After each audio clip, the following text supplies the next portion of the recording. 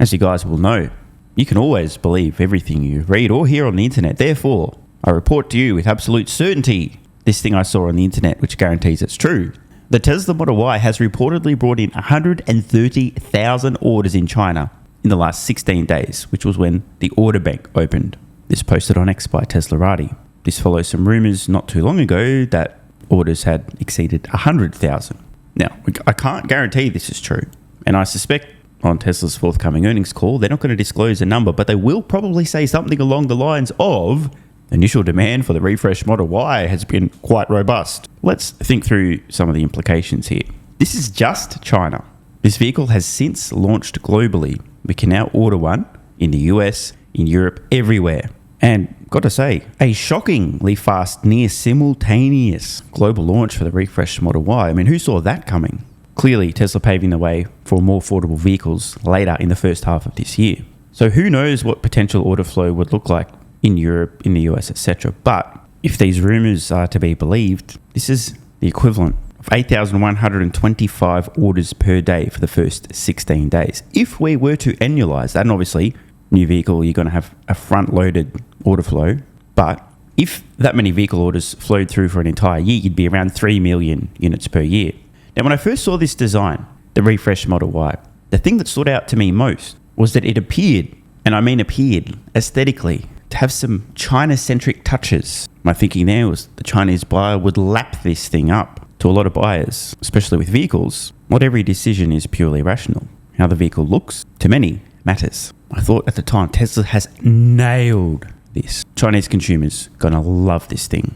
This shot in particular, and colour, I just thought, man, Chinese buyers gonna love this. Of course, I don't know. It's all art, zero science, purely a gut feel. Eventually, we'll know if these numbers are accurate or not. But sounds like things are off to a good start. And here's a short clip of the refreshed Model Y, apparently seen in California. And I've got to say, man, this thing looks good. The design has definitely grown on me a lot since I first saw it. Looks a hell of a lot better in motion, I think, too, than in some of the still images. But bro, the features, the functionality, the price point, the value on offer for the refreshed Model Y, I would absolutely hate to be trying to sell electric vehicles anywhere on Earth when you're competing against this thing. You have no fucking chance. As I've said recently, the refreshed Model Y launching globally isn't the real story. The real story here is actually that has now paved the way for Tesla's range of more affordable vehicles, plural, entering production in the first half of this year. Now stick with me here, I am building to an important point. Let's try and speculate, what's this thing actually going to cost entry level? Not the launch edition, all-wheel drive with FSD bundled and a bunch of other shit. What's it actually going to cost? The most affordable variant of the refreshed Model Y. So, the Launch Series bundle is an all-wheel drive model, and it also includes FSD, which is $8,000 US. So if we take that out, we're not at $59,990. We call it about $52,000. But again, that's for the all-wheel drive version. The previous Model Y, the price differential between the all-wheel drive version and the rear-wheel drive, call it 6 to 7%. So pure speculation, best guess here, probably once we're past the launch edition, you're going to be able to buy an entry-level refresh Model Y somewhere around 46, 47, 48, 49, 50. Let's just call it $50,000 US. Could be a little bit less, but let's just say it's about $50,000 US bucks. It's probably going to be in the 40s, but hey, whatever. Trying to make a point here.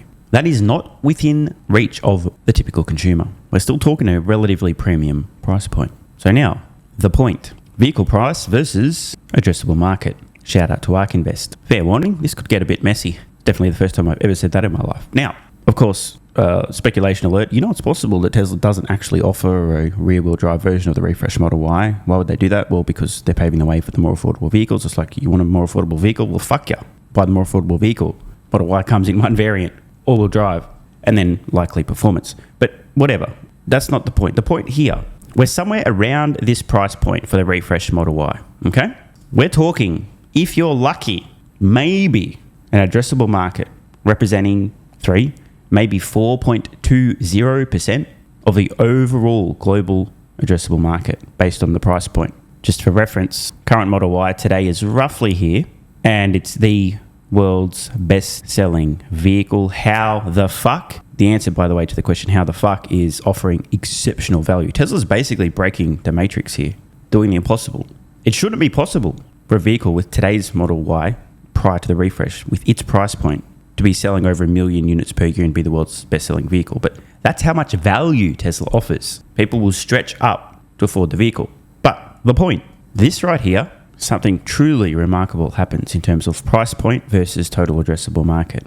Once you hit the sub $40,000 mark, somewhere around here, $35,000, $36,000, $37,000 and below, your total addressable market for a vehicle increases from 3, 4, maybe if you're lucky, approaching 5% of the global market to 15 and approaching 20%. So why does this matter?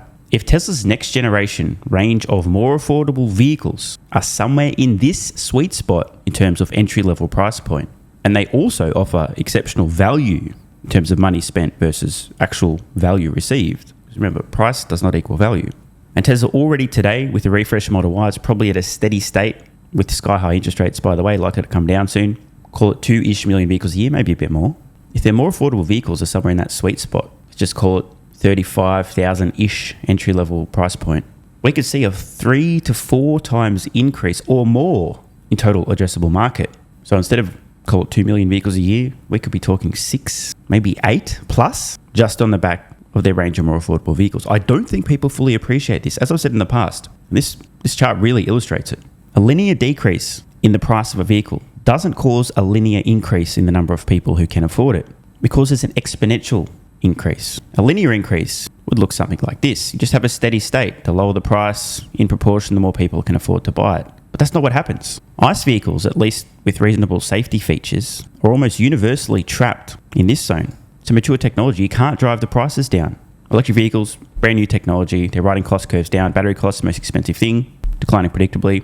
The computer inside, same, predictable cost declines. Plus some innovations in manufacturing techniques. Shit's about to get wild. It may not seem too significant, but recall that today, it's just over $40,000 to get into an entry-level Tesla Model 3 or Model Y. This is pre-refresh, right? Somewhere around here. The long-range rear-wheel drive Model 3, as I record this in the US, $42,490. Are you ready to shit a brick? If Tesla could produce a comparable vehicle, e.g. a sedan, electric, reasonable range, reasonable features, but a little less of the unnecessary super premium stuff, e.g. screen in the rear, that kind of shit, right? But a damn good product. If they can produce it for 80% the cost of today's 3, we're talking about a purchase price of $34,000 US. Did you see that coming? I mean, I know sometimes math is a little bit like, what? That's it. If they can shave 20% off the cost to produce a Model 3, implementing some of the learnings from their new modular manufacturing system, just 20%, you got a $34,000 vehicle, which is roughly here, motherfuckers. Bro, are you ready? You are definitely not ready. Even if Tesla can only initially save 15% off the production cost of these things, we're talking about a $36,000 price point. It's in the same vicinity. Fucking bonkers, bro. If we take it to the extreme, imagine they could shave 25% off. We're now looking at $32,000, roughly here. Yo. Both the refreshed Model 3 and now the brand new refreshed Model Y offer exceptional value. But not everyone can afford to lease or buy one of these. Those who can would have to be really dumb to opt for anything else. The value is just so high in the 3 or Y. But if you physically can't afford to, e.g. you can't get financing or you don't have the cash, you do not have the option of buying one, no matter how good, no matter how exceptional, no matter how much value is on offer. But Tesla's entry-level price point for an incredibly compelling vehicle, which is currently here, is headed here with these next-gen vehicles. Look at that beautiful arrow. I should probably sign this, an SMR original. Look at that. Absolute fucking masterpiece. And I have a prediction. This refreshed Model Y is going to take the focus of analysts and those in the finance media over the next couple of months, maybe even a couple of quarters. They're all going to forget about the more affordable range of vehicles that are entering production a matter of months from now. They're not going to understand the implications. And then when they finally start thinking about the implications of Tesla's more affordable range of vehicles, when production is ramped up and they actually start delivering these things, they'll be so distracted. Holy shit, man. Oh, wow, they're going to sell way more vehicles than we thought. Oh my God. Increasing price target. They'll be so distracted by their vehicle business surging again, now that Tesla's broken through and we're suddenly a little bit more affordable due to the price point coming down, suddenly a massive surge in the number of people who can afford them, that they're going to forget about the fucking Robotaxis, which Tesla already told us. They're aiming internally to deploy the first Tesla Robotaxis in more than one state in the United States this year. So to recap, the new Model Y is going to sell like hotcakes. Everyone's going to get distracted on the new Model Y. What are the margins going to be? How much demand? How many orders? Right? And then when they finally stop focusing on that, because they can see that the production's ramped on the more affordable range of Tesla vehicles. They're going to be fixated on that just before the robotaxis deploy. It's like shiny object syndrome, but it's double shiny object syndrome. First, they get distracted on the new Model Y, ignoring the more affordable vehicles. Then they get distracted on those when the robotaxis are about to awaken. Anyway, I guess what I was trying to say here is, hey, look over there, a distraction. I'm still buying Tesla stock. Hey, look, another distraction. Don't think about autonomy. Look, distractions over there. Still buying. Buy. Want more content? Early access? Bunch of perks? Click the links in the pinned comment.